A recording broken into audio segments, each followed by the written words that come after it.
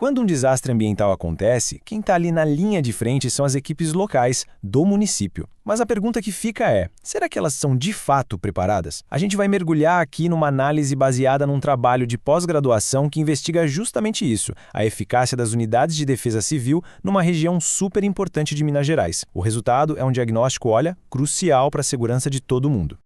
Bom, essa análise que a gente vai fazer é uma síntese da monografia de Augusto Júnior Araújo. Foi o trabalho de conclusão dele no curso de especialização em Gestão Pública, em Proteção e Defesa Civil, lá da Universidade Federal de Juiz de Fora, a UFJF, no ano de 2022. O trabalho teve orientação do coronel Alexandre Umia Casarim. E olha, se esse tipo de conteúdo é importante, considera compartilhar. Levar informação de qualidade para mais gente é o primeiro passo para a gente construir comunidades mais seguras. Para a gente ter uma ideia do tamanho do desafio, o trabalho já começa com um dado de impacto. De acordo com a fonte citada na pesquisa, entre 1902 e 2021, os desastres no Brasil causaram um prejuízo de 47 bilhões de dólares. É um número gigantesco, né? E ele mostra que a preparação ali na ponta, no município, não é uma escolha, é uma necessidade urgente. Ok, vamos lá. O nosso roteiro aqui vai seguir a própria estrutura da pesquisa, bem organizado. Primeiro, a gente vai entender o contexto do estudo. Depois, qual é o problema central da pesquisa. Em seguida, vamos ver a metodologia, ou seja, como a análise foi feita. Aí a gente entra nos principais resultados e, por fim, claro, nas conclusões e recomendações do autor. Começando então pela apresentação e pelo contexto. O foco total aqui é no nível municipal. Sabe, existe uma máxima na Defesa Civil que diz é nos municípios que os desastres acontecem. É lá que as pessoas vivem, é lá que o impacto é sentido primeiro, por isso a resposta precisa ser ágil e eficiente. E a protagonista dessa análise é a COMPDEC, que é a Coordenadoria Municipal de Proteção e Defesa Civil. Pensa nela como o braço da prefeitura para executar, coordenar e mobilizar tudo que for relacionado à defesa civil na cidade. Ela responde direto ao prefeito. Então entender como a COMPDEC funciona é, no fundo, entender a capacidade daquele município de proteger sua população. E logo de cara, um dado já acende o sinal de alerta. O estudo mostra que o ritmo de criação de novas COMPDECs em Minas, entre 2016 e 2022, foi de só 0,39% ao ano. Para conseguir cobrir todos os 853 municípios do estado, o ideal seria um crescimento de 2,76%. Ou seja, o ritmo observado é muito, mas muito abaixo do necessário. Isso já mostra uma falha estrutural bem preocupante. Certo. Agora vamos para o coração da pesquisa. Porque não basta a COMPDEC existir no papel, né? A pergunta fundamental, o pulo do gato, é: essas coordenadorias estão, de fato, prontas para agir quando a emergência bate a porta? E foi para responder a isso que o autor, o Augusto Júnior Araújo, delimitou a sua investigação. A pergunta dele foi bem específica: como as defesas civis atuam na região dos 21 municípios que são cobertos pela 2ª Companhia de Bombeiros de Conselheiro Lafaiate? É uma análise local, mas que, como a gente vai ver, tem lições que valem para o Brasil inteiro. E olha, não estamos falando de um risco abstrato, de uma possibilidade remota. A pesquisa, citando o Atlas Brasileiro de Desastres Naturais, mostra que essa região é particularmente vulnerável. As mesorregiões onde ficam esses municípios chegam a concentrar 43% das ocorrências de enxurradas e inundações e impressionantes 65% dos movimentos de massa de todo o estado de Minas. É muita coisa. Então, diante desse cenário, como o pesquisador foi atrás das respostas? É o que a gente vê agora na metodologia, que mostra o caminho que ele percorreu para coletar e analisar todas as informações. A abordagem foi bem direta e, por isso mesmo, muito eficaz. Primeiro, ele delimitou a área de estudo, focando naqueles 21 municípios. Depois, aplicou um questionário bem detalhado, usando a praticidade do Google Formulários. E, por fim, fez uma análise que foi tanto qualitativa quanto quantitativa, cruzando os números com as percepções. Isso dá muita credibilidade para os resultados que a gente vai ver. E aqui tem um ponto bem legal sobre a pesquisa. A taxa de participação foi altíssima. Quase 81% dos municípios que podiam participar responderam.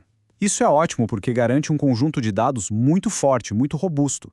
E quem sabe essa alta adesão também não mostra o interesse dos próprios gestores em entender e melhorar seus processos, né? Muito bem, chegamos agora na parte central da nossa análise, os principais resultados. É aqui que o diagnóstico da preparação dos municípios começa a ficar mais claro, com dados que revelam tanto os pontos fortes quanto, e principalmente, as fragilidades do sistema.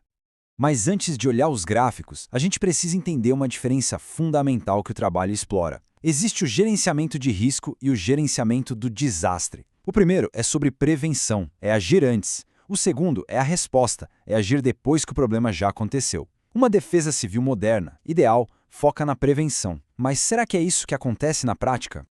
E aqui vem um dado que sinceramente assusta. Olha só, 94% dos agentes têm uma capacitação básica. Ótimo, mas quando a gente olha para os treinamentos específicos, aqueles que realmente fazem a diferença, menos de 30% tiveram treinamento em gerenciamento de riscos e de desastres. Ou seja, existe um abismo enorme entre o conhecimento geral e a especialização que salva vidas. Então, o ponto crucial é este. Quando perguntados, quase 60% dizem que atuam tanto na prevenção quanto na resposta. Só que o número que realmente salta aos olhos é aquele ali, 0. 0% atua exclusivamente em gestão de risco. Se a gente junta isso com a falta de capacitação específica que acabamos de ver, o quadro fica bem claro. A cultura ainda é muito reativa. O foco é apagar o incêndio e não evitar que ele comece. Tá, mas por que é tão difícil mudar o foco para a prevenção? Esse gráfico ajuda a explicar um dos motivos. Mais da metade dos coordenadores, 53%, tem menos de 2 anos de experiência. Como muitos desses cargos são de comissão, ligados à gestão política, a cada 4 anos, ou até menos, tudo muda. Essa alta rotatividade impede a continuidade de qualquer estratégia de prevenção de longo prazo. E para a gente entender que essa discussão não é só técnica, mas uma questão de vida ou morte, o trabalho traz a estatística mais dramática, baseada no Atlas Brasileiro de Desastres Naturais. A taxa de letalidade para desastres de movimento de massa em Minas Gerais é de 18%. Isso quer dizer que, a cada 100 ocorrências, 18 pessoas perdem a vida. Prevenção aqui não é teoria, é sobrevivência. Diante de um diagnóstico tão completo e, de certa forma, preocupante, qual é o caminho a seguir? É isso que a gente vê na parte final da análise, com as conclusões e recomendações do autor, que funcionam como um verdadeiro mapa para construir municípios mais resilientes. As recomendações do autor são um plano de ação bem prático. Primeiro, intensificar o monitoramento de riscos. Segundo, unificar a comunicação sobre desastres usando sistemas integrados como o S2ID. Terceiro, e talvez o ponto mais importante, investir pesado em capacitação focada na prevenção. E por último, uma medida prática para agilizar a resposta quando ela for necessária, usar ferramentas como o cartão de pagamento da Defesa Civil.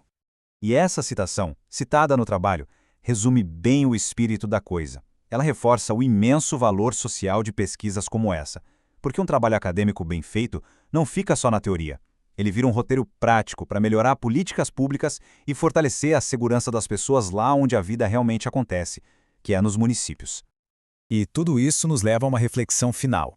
Como a gente pode fortalecer essa ponte entre a ciência produzida na universidade e a gestão pública do dia a dia? A qualidade desse trabalho mostra o papel fundamental de cursos de pós-graduação, como os da UFJF, na formação de profissionais críticos, éticos e capazes de realmente contribuir para a redução de riscos e para uma gestão mais eficiente no Brasil.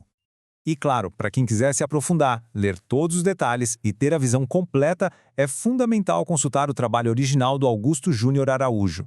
O link está aqui na descrição. É importante também a gente informar que este material é uma síntese automatizada do trabalho de conclusão de curso, gerada com apoio de inteligência artificial, e por isso pode ter algumas simplificações ou imprecisões.